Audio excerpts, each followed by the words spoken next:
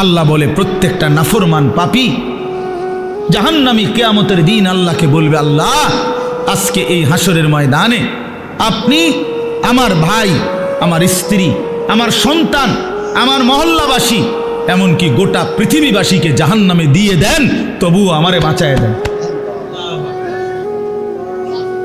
ওয়ামান ফিল আরদি জামিআ, প্রয়োজনে জমিনের সমস্ত মানুষকে জাহান্নামে দেন, সুম্মা ইউনজি, তবুও আমারে বাঁচিয়ে দেন। এমন আগুন আমি সইতে পারবো না মাওলা। কারণ কোরআন শরীফে আছে যে সরাসরি হাসরবাসী আখিরাতে হাসরের মাঠে ফেরেশতারা জাহান্নামকে টেনে আনবে।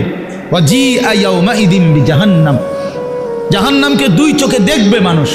এই দেখেই তখন প্রতিটা নাফরমান বলবে, মাওলা এমন ভয়ানক আগুন যেটা ধাউ ধাউ করে জ্বলতেছে, তীব্র জাহান্নামের গর্জন, টকবক করতেছে আগুন।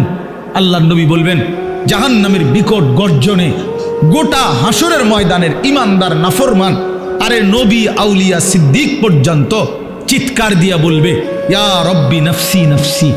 জিব্রাইলের মতো সাহাবী ফেরেশতা, ফেরেশতাদের কোনো গুনাহই নাই, চিন্তাও নাই, সেই জিব্রাইলের মতো ফেরেশতা হাদিসে আছে হাসরের ময়দানে জাহান্নামের দিকে তাকাইয়া মাটির মধ্যে নিজের হাত বাইরেতে হাত বাড়ি দিতে দিতে করতে বলবে, ইয়া রব্বি সাল্লিম সাল্লিম, আয় মাওলা আমারে বাঁচান, আমারে বাঁচান, আমারে বাঁচান।